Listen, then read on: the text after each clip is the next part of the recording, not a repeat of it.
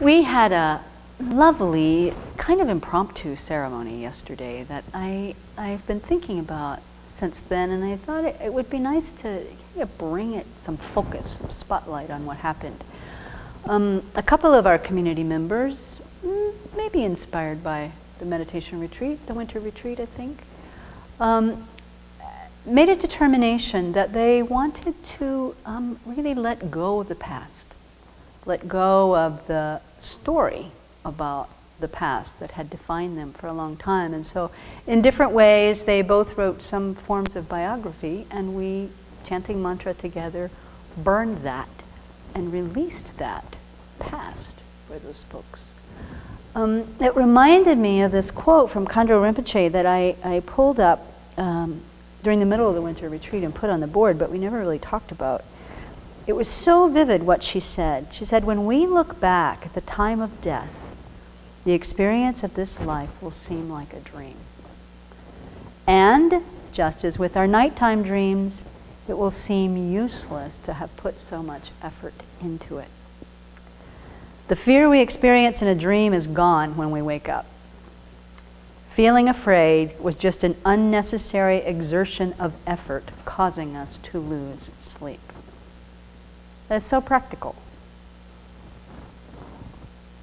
So I have spent a fair amount of my life kind of ennobling our stories, regarding our stories as the way that defines us as human beings, and that through literature and through the arts and stuff, we take the material of our lives and transform it into something that rises above our suffering or somehow ennobles our suffering.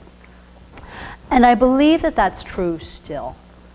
But what I also see is how we take those stories and tell them again, again, again, and again to define who we are, to hang on to some shape of identity. I am the person who grew up in Atlanta. I am the person whose grandmother fed her cornbread and honey when she was a little baby girl. What does that say about me? And then I have a whole long list of things about what that says about me.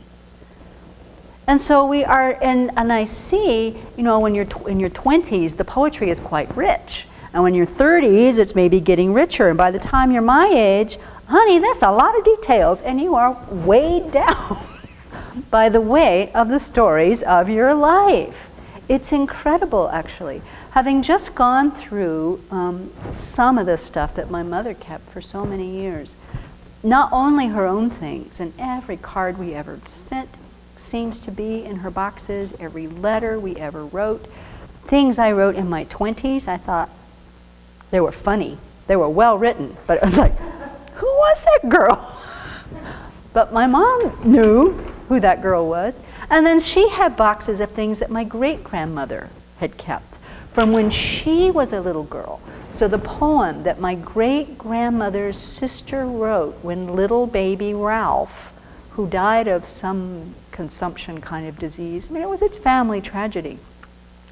But still, in those boxes, because I don't think we threw it away, we have the poem that Great Aunt Noki wrote around, I don't know, 1905 or something, which is a nice, lovely family thing to have, but the weight of those boxes, the weight of those stories, the weight of that past is huge.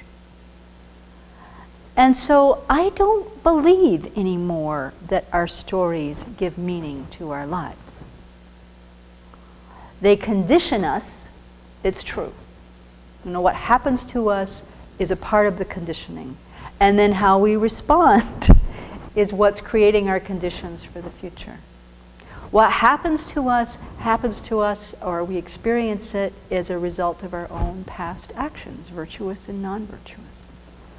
But if we look at it in terms of conditioning factors, this is a conditioning factor.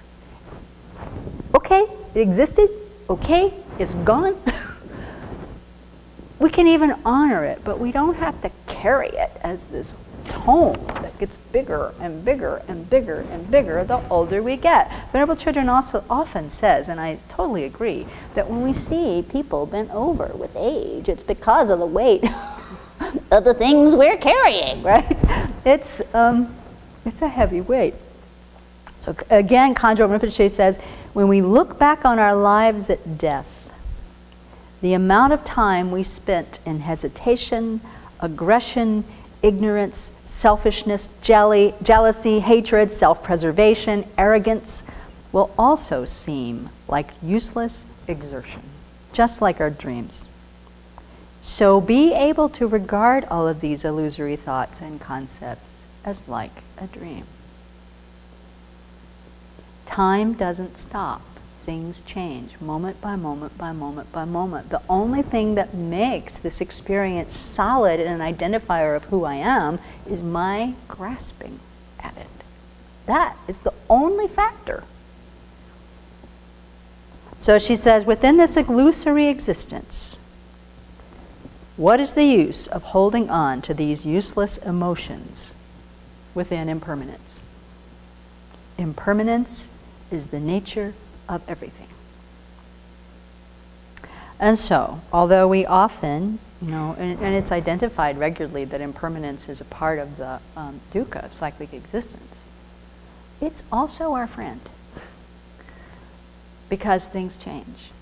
And if we can let them go, as some of the people in our community did yesterday, then this liberation, this opportunity to take that conditioning and move forward, transform it, and use this precious opportunity while we have the chance, it's really precious.